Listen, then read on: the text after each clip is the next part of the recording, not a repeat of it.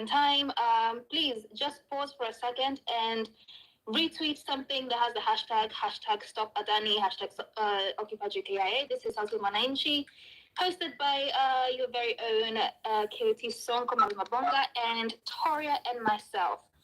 I'd like to go to was it Steve? Yeah, Steve Juma. Steve Juma, good evening. Good evening everyone, and KT uko sawa? If okay is fine. Now, my contribution is the same thing that I've been running, because we talked about ADANI, I'm seeing about something about KPC, I'm just reading some newspaper for tomorrow. They highlight that the country is on financial, that there's some demand and some direction that maybe they could revise back the reject finance bill. So those are kind of the development that we hear as a country. But the truth of the matter is that the country has lost focus, and we need to also offer solutions to it. Yesterday I spoke in this space, and I maintained that we need to change. We need to call for certain policy on how we do things. My call still remains that there's a huge gap between the poor and the rich. Now, the rich here are those who have really stole from the public coffers, and now the bridge is too wide. And I thought, if it's proper, then we need to come up with a policy where all state officers, and this is something that I'll keep on saying, all state officers, all civil servants, they must be compelled to use public facilities. Why do I keep on saying this?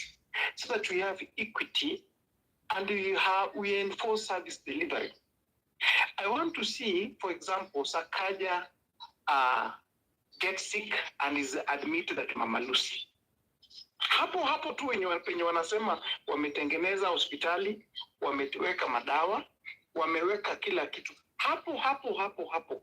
Sheria iwe kwamba ukiwa unafanyia serikali kazi yoyote, you must be admitted to the nearest facility first, unless it's a case that requires advanced medical attention. But before we get to that, and I keep on giving an example, like the way you are told, report the nearest police station. You cannot report a matter that happened in Nairobi town, central CBD, and then you go report in Kasarani, for example. You will be told to go back and report to area of that jurisdiction. So why would government give people medical covers?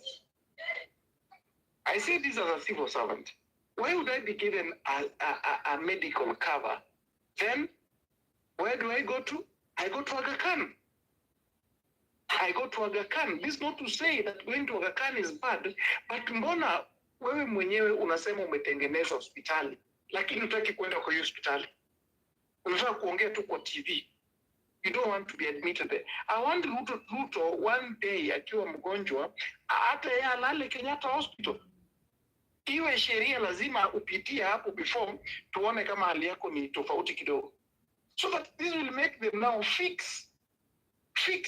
Because it's only good that when you work for the government, you should deliver for that government, and you consume the beauties or the development that you or the service that you offer.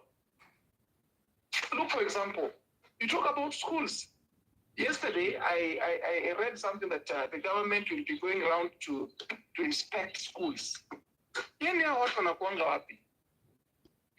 At Mashinani, you have like equality assurance, you have student education, what. So many titles. Kwani watu, they are nowhere to see these things. I still maintain, those working for the government, take your kids to public schools. Don't tell us that you are fitting public schools or we're keeping them and your kids are abroad. That is when now we will talk at the same level. Because as it is, We are not reasoning together. If ADANI insists, if people took his money and they are on deal, it was me to make such a decision, peni ADANI huko shamba huko Tana River huko kuna mashamba kubwa pale, let them go to build their own airport pale, waran na masonko wao huko, but they should not come to our own public gateway. Hawezi kuja kwa pride JK. When watengeneze yao huko na kina Ruto huko hata Jama, just before you continue, I can see strike ishaanza JKIA. So ni venye ni usiku but tunaweza enda huko. I'm being told I just got information on my timeline. Na pia nimeona DM, so I can we have a very long queues at JKIA. Now Jama pia kuna kitu anafanya, so sasa niko na space hapa.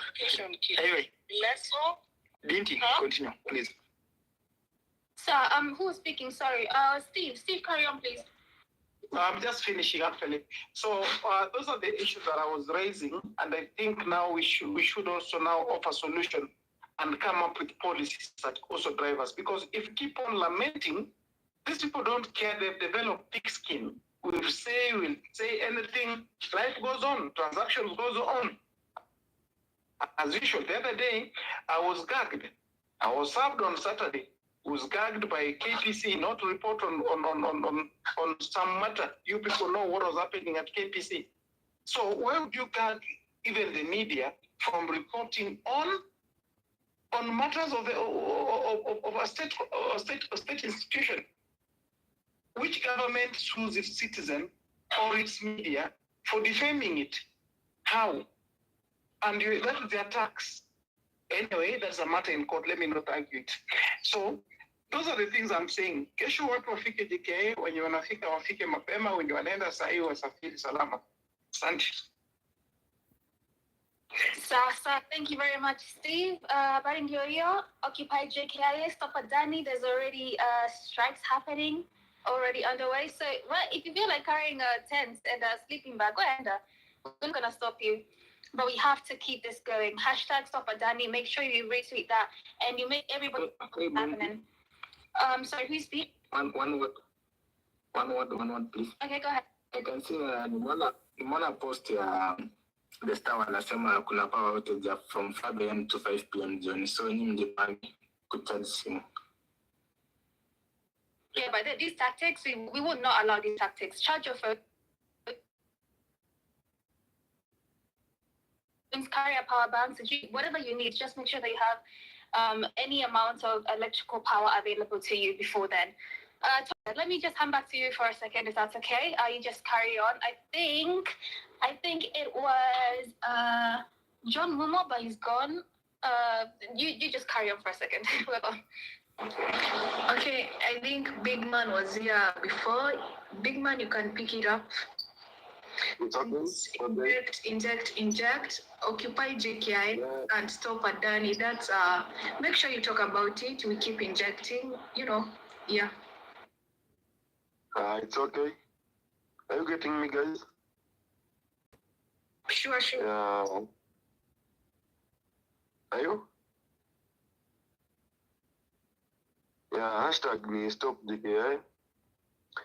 And I say we push on his stuff.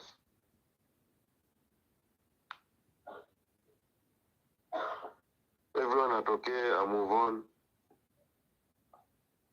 With one unity, that to make it.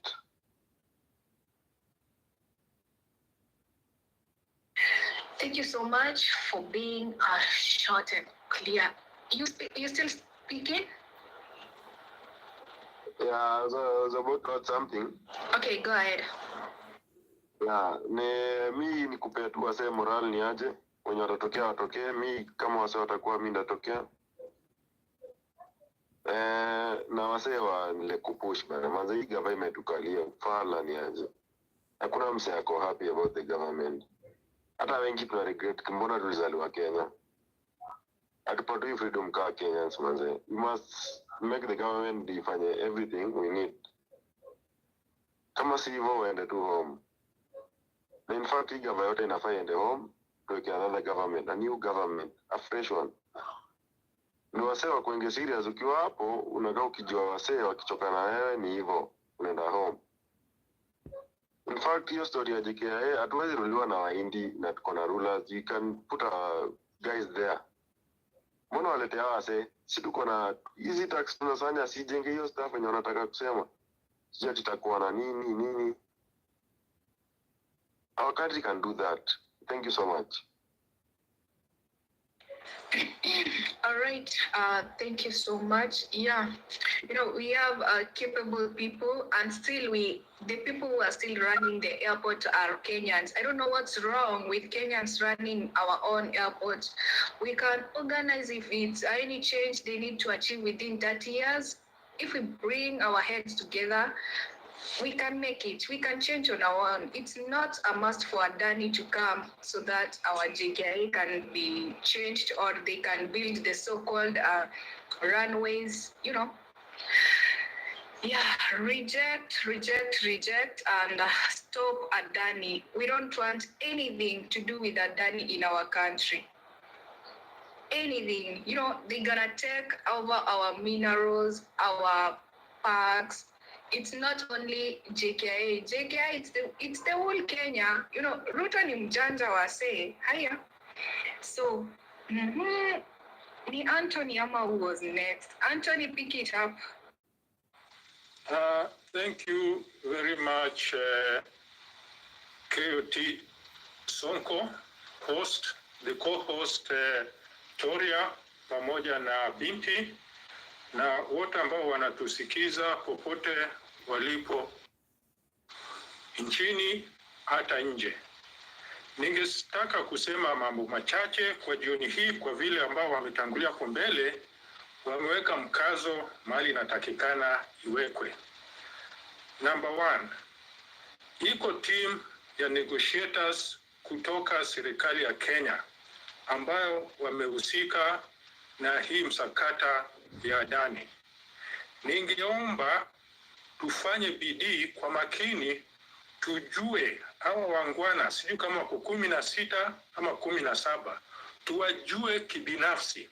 Sababu ingawaje tunafuatilia ADANI, tunafuatilia serikali ya Kenya, lakini hawa lazima wachukue personal responsibility to permit such a deal to be imposed on Kenyans. Kwa hivyo tufanyeni bidii, tuwajue individually by names, ni nani. Nasikia kuna Director General wa hii Public Procurement Investment Committee ambaye anahusika. Tuwajue individually na hao watachukua personal responsibility apart from official responsibility. Ya pili, tuko na ofisi ya Attorney General of the Republic of Kenya.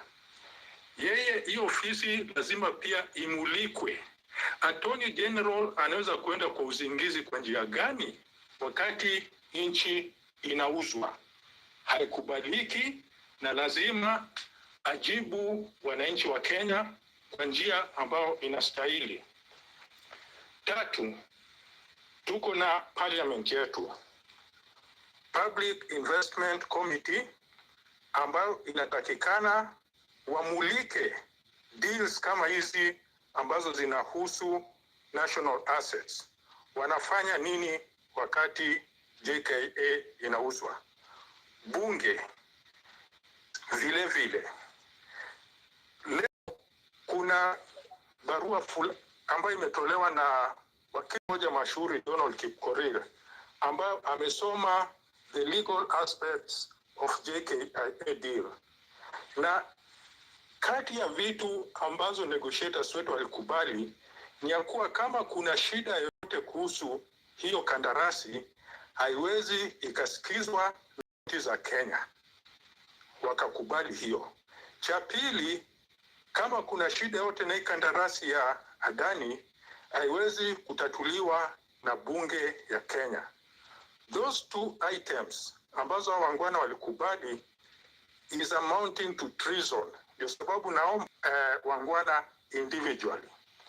Na vile ambavyo nyote mmesema, lazima tufanye vile vilivyo kuzuilia hii kandarasi kutekelezwa hapa Kenya. Hatutakuwa na nchi ingine tutabaki nayo. Kuna Institution of Engineers of Kenya pia wameandika ripoti yao karibu pages 10 hivi, na wamesema kwa undani kabisa ya kwamba hii ni project ambayo wataalamu wa Kenya wangeweza kufanya. Tuko na engineers wa kutosha, iko skills ambazo wanafunzi wetu ambao wanahusika na njia za uhandisi wangeweza kujifunzia katika hii project. Isitoshe, nchi ya Rwanda na nchi ya Ethiopia, kwa ile pesa ambayo tunataka kulipa ADANI ili kurepair runaways peke yake na kujenga ma supermarkets, wanajenga brand new international airports. Kwa hivyo kwa njia yote ambavyo inawezekana, hii deal ya ADANI lazima izikwe. ADANI lazima ikuwe stopped na hii kandarasi ifutiliwe kwa mbali. Hayo tu ndio machache ambayo nilikuwa nikitaka kusema, kuongezea ambazo zote wale wametangulia wamesema, na nitazidi kuwasikiza kwa makini tukitafuta njia namna na way out forward. Asanteni sana, nitadrop sasa. Anthony, before you drop, thank you very much. Okay, Binti, just a minute. I think kila mtu hapa nataka tuende about the current Anthony, just a minute. The current strike yenye inaendelea hapo JKIA. I think we should amplify this because that's the kitu fanyika saa hizi, and we said we'll occupy tomorrow, so we can do it now. So guys, I want us on our timelines, we go to chachishe what is really happening currently at JKIA. So ensure you are using Stop ADANI and Sauti ya Mwananchi as the hashtag. Kindly. So you heard everybody tweets using hashtag Stop ADANI and Sauti ya Mwananchi. Anthony, before you leave, the information you're looking for is in a Jumbotron. Those two documents, there's one that's called feasibility reports. And at page 444, you'll find everybody you need to find, anybody that was involved in these, what should I call it, these meetings. So your information is there. Sorry, Toria, back to you. Okay. You add, let's retweet using the Sauti ya Mwananchi, hashtag Stop ADANI. Let's tweet let's spread it. Real Joe, I see you back. Take it. Real Joe, are you there? Yes, I'm here. Can you hear me? Yeah. Maybe you down today. So basically, I think I was on and off because of some issues. I think maybe I might have sorted out the issue partially. So if you can hear me, that is okay. So basically, I was saying that number one, the problem here we have is a government that has already struck deals, and you've seen that from how the government is trying to shield ADANI. But then if you read that deal, this deal is too sweet for ADANI themselves. It is just too sweet for them. It is not. The government is shielding them from losses and liability costs. You know, the government is shielding them. The ADANI are giving our government a deal saying that, I don't know, if they don't process permits within 60 or 90 days, they'll be compensated. I don't know when they're just shielding them. So we have a problem here. And one of the previous speakers had talked about this as well. We have a problem with, and this we have identified even previously. We have a problem with our parliament. And I try sometimes to understand, because I don't know whether, see, if you look at our constitution, Article 99, removal of members of parliament from office, I look at section 2, and this section 2, I'm trying to understand why the first of the constitution put this statement. It is just just 4-word statement, just 4 words. You can remove a member of parliament from office if they are of unsound mind. And so many times I look at this term unsound, I decided to look at the meaning of unsound in a dictionary, and I'm looking at, and I'm seeing the entire problems that we are facing as a country. We have a group of over 200 unsound leaders who cannot see that the president who is currently here, who is currently in office, is not able to function. He's not able to do anything. He's not able to do anything. He himself has been able to question his own sanity. You guys are, you can bear witness. Every time President akiongea anasema, am I a madman? That is the first sign. That is the first sign of a madman. That is the first sign.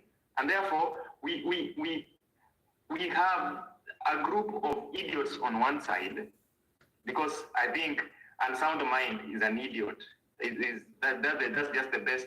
Unsound is just like an English term kuwafanya ikae vizuri, but someone with unsound mind is an idiot. So if a group of idiots on one side, they cannot really see what is happening in our country. And you look at this thing, it is not just about ADANI. ADANI will go, another deal is being cooked somewhere, another deal is being cooked somewhere, another deal is being cooked somewhere. Look at the appointments that were made. Murkomen was removed from because Murkomen is only initiated the deal. Hata ile pesa ya kwanza down payment yenye imekulwa, yeye ndiye ako nayo, yeye ndiye alipewa pesa ya kwanza, hiyo pesa alishikwa nayo Dubai, yeye ndiye alipewa pesa ya kwanza. So yeye ndiye alipewa deposit ya deal, pesa ya deal. If you look at the appointment, Murkomen anatolewa, ana Chirchir anawekwa. Chirchir tunamjua vizuri sana. Chirchir, we know Chirchir with his history. Therefore, I'm sometimes confused if maybe I'm the one who is understanding the Constitution wrongly, because when the framers of the Constitution say we can remove someone from office because of unsound mind, I think we don't really elect mad people into the office. Madness in our own judgment means someone who is unable to make decisions that actually favor Kenyans. How can you make a decision that favors the person who is coming to do for you the job, who is a foreigner? You put for them only sweet terms on their end. Kenyans are supposed to bear costs to facilitate for them their losses. Kenyans are supposed to bear cost in case you don't give them permits in good time. Kenyans are supposed to bear cost, yeah, for most of they're supposed to be compensated all through. The deal is just sweet for them. And we know so well that if these foreigners always, whenever they take management, they will prioritize their own skills, okay? While on the other side here, now the government, this is what I'm saying, these people are idiots. Now the government is talking about having a road show to advertise foreign jobs. Look at the priorities we're having as a country. You want to have a road show to advertise jobs are made Saudi Arabia, jobs are nini. When you're bringing other people to do proper jobs for in our country, you're not prioritizing our own local skills, our own engineers. Use them, the resources we have. If you feel that they are not well equipped with information, take them, let them, awacha waende watembee, so that waone. Kwani ADANI walizaliwa kama wanajua kutengeneza airport? No, they were not born like wakijua kutengeneza airport. And that's why I'm saying this. We have idiots on one side, then now we have Kenyans who are questioning. And if you look at this, Kenyans are raising very pertinent issues on the ADANI deal. And right now, we don't want just ADANI to go. We want ADANI ikianguka, Murkomen goes, Chirchir goes, those KAA guys goes, wale maloya wenye walikuwa the lawyers, we can excuse them because of course law, we know how law works, so we can excuse them. But anybody in public service who was involved goes with the deal. So it is not just ADANI, kila mtu anaenda. And for that reason, we are the only bare minimum we can give right now, because I've seen it is very wrong for us to quote the Constitution when we are discussing this administration. They don't know about nothing constitutional, nothing, because they don't know about the law completely. They are idiots. They are of unsound mind. They are incapacitated. They cannot work. So that is how we take them, and that's how bad it is. So we are being subjected into idiocy by idiots. They want us to be in the same level as them. They want us to be idiots as well. Because for you to understand this ADANI deal and like it and love it and even just try to push for it, you must be a very big idiot. That's the only term I can use for that. You must be a very big idiot for you to support this deal. So thank you very much. Thank you very much, Roger.